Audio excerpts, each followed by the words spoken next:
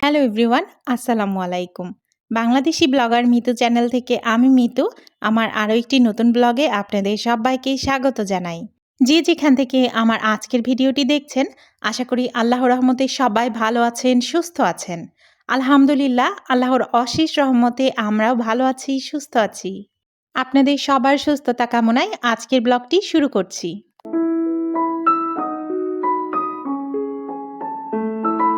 বরাবরের মতোই আজকের ব্লগটাও কিন্তু আমি সাংসারিক কাজকর্ম নিয়ে সাজিয়েছি।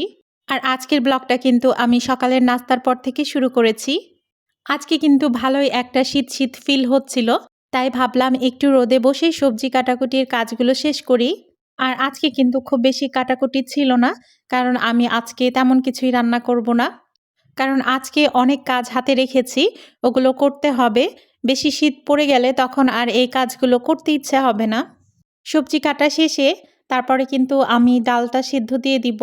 এদিকে কিন্তু আমি আগেই ভাত বসিয়ে দিয়েছিলাম। ভাতটা এর মধ্যে কিন্তু হয়ে গেছে। আজকে মুরগির হাড়ের মাংস দিয়ে ছোলার ডাল রান্না করব, সাথে করব সিম ভাজি।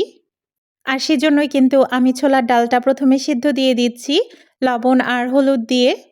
ভিডিওর এই পর্যায়ে এসে বরাবরের মতোই আজকেও কিন্তু আপনাদের কাছে অনুরোধ করব, প্লিজ প্লিজ একটা লাইক দিয়ে আমার ভিডিওটি কন্টিনিউ করবেন।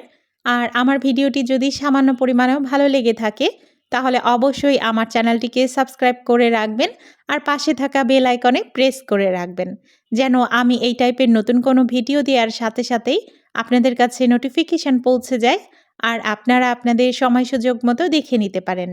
চুলায় ডাল সেদ্ধ বসিয়ে তারপরে কিন্তু আমি সিম আলুগুলো ধুয়ে নিচ্ছি। আয়ন আর আয়নের বাবা শিম ভাজিটা কিন্তু বেশ পছন্দ করে, তবে আমার কাছে শিম ভাজিটা একদমই ভালো লাগে না। মানে শিম সবজিটাই একদম অপছন্দের ছিল। তবে এই বছর শীতে আমি যে কয়বারই শিম খেয়েছি সে কয়বারই কিন্তু আমার কাছে বেশ ভালো লেগেছে। এবারে মনে হচ্ছে আমার টেস্টটা একটু চেঞ্জ হয়েছে। প্রতিবারই কিন্তু শীতে আমি আয়নের বাবাকে বলি, তুমি যেন শিম নিয়ে এসো না, আমার রান্না করতেও ভালো লাগে না, খেতেও ভালো লাগে না। এইবার শীতে কিন্তু তার উল্টোটা হয়েছে, আমি আয়নের বাবাকে বলছি শিম নিয়ে আসার জন্য। আর এই তো শিম ভাজিটা চুলায় বসিয়ে দিয়ে আমি চলে এসেছি আমার বেডরুমে। বেডরুমটা একটু মোটামুটিভাবে ডিপ ক্লিন করে নেওয়ার চেষ্টা করব। আর আমি এই নিয়মে কাজ করি বলেই কিন্তু আমার কাজের চাপটা অত বেশি হয় না, আর এক্সট্রা সময়ও লাগে না। চুলায় রান্না বসিয়ে তারপরে কিন্তু আমি কাজগুলো সেরে নিই। আর ক্লিন করার আরেকটা সহজ পদ্ধতি কিন্তু আমি অবলম্বন করি, সেটা হলো আমি যেদিনই এই কাভার টাইপের জিনিসগুলো আছে ওগুলো ধুই, সেদিন বাসার সবগুলোই কিন্তু ধুই। একসাথে সবগুলো ধুয়ে নিলে কিন্তু ঝামেলাটা আর অত লাগে না।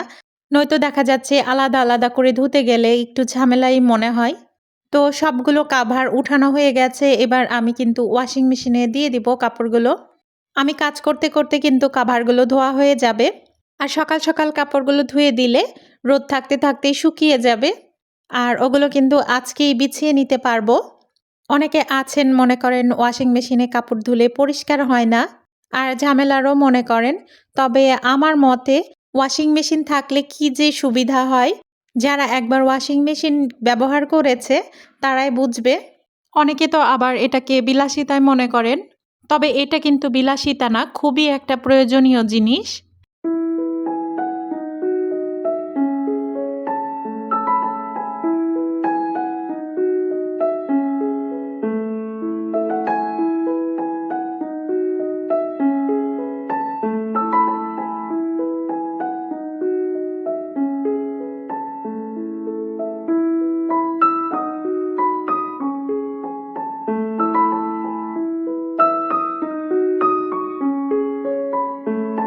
এখন ছোলার ডালটা রান্না করে নিব।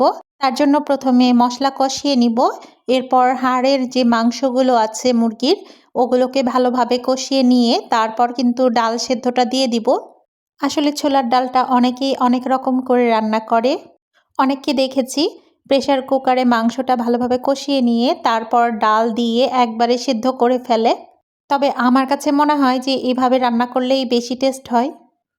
আসলে যার যার স্বাদের তো ভিন্নতা রয়েছে, আমার কাছে এটা ভালো লাগে তো আরেকজনের কাছে ওটা ভালো লাগবে, এটাই স্বাভাবিক।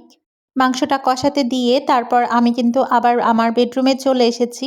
এই টিভি ক্যাবিনেটের উপরের কাপড়গুলো উঠানোর পরে কি পরিমাণে ধুলা পড়েছিল ওটা তো আপনারা দেখতেই পেয়েছেন।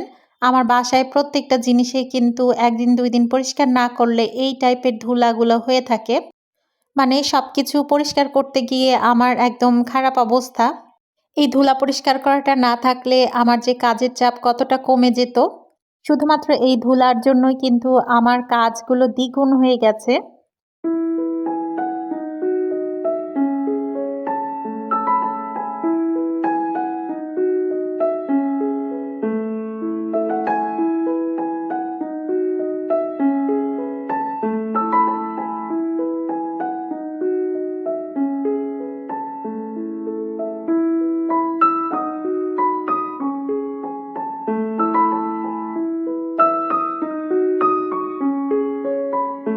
টিভি ক্যাবিনেটটা পরিষ্কার করা শেষে আমার ড্রেসিং টেবিলটাও আমি মুছে পরিষ্কার করে নিচ্ছি। আসলে অনেক কিছুই মুছে পরিষ্কার করে নিয়েছি বেডরুমের প্রায় সব কিছুই। তবে এত কিছু শেয়ার করতে গেলে ভিডিওটা অনেক বড় হয়ে যাবে। এতগুলো ভিডিওর মধ্যে কোনটা রেখে কোনটা আপনাদের সাথে শেয়ার করব কিছুই বুঝতে পারছিলাম না। সব কিছু শেয়ার করতে গিয়ে ভিডিওটা অনেক বড় হয়ে যাচ্ছিল। তারপর অনেক কিছুই কেটে ছেটে বাদ দিয়েছি। এত বড় ভিডিও আপনাদেরও দেখতে কিন্তু ভালো লাগবে না। মাংস কষানোর পরেও ডালটা কষিয়ে পানি দিয়ে দিয়েছি। এরপর চলে এসেছি ওয়াশিং মেশিন থেকে সব কাপড় বের করে রোদে দিয়ে দিব। এই সময়টাতে আমার বেডরুমের যে বারান্দাটা রয়েছে ওখানে কিন্তু প্রচুর রোদ আসে। ভয়েসটা দিতে গিয়ে কি যে বিরক্ত হচ্ছিলাম, কারণ আশেপাশে থেকে নয়েজ আসছিল। প্লিজ নয়েজগুলো একটু ইগনোর করবেন। আমার নিজের কাছেই নয়েজগুলো বিরক্তিকর লাগছে, আপনাদেরকে আর কি বলবো। আমার বেডরুমের কার্পেট আর পাপোশ রোদে দিয়েছিলাম, ওগুলোই কিন্তু বিছিয়ে নিলাম। এরপর কিন্তু আমি আমার ড্রয়িং রুমে চলে এসেছি। তারপর কিন্তু ড্রয়িং রুমের টি টেবিলটা মুছে নিব। আজকে কিন্তু শুধু ধুলাটা ঝেড়ে নিইনি, গ্লাস ক্লিনার দিয়ে একবারে ভালোভাবে ক্লিন করে নিয়েছি।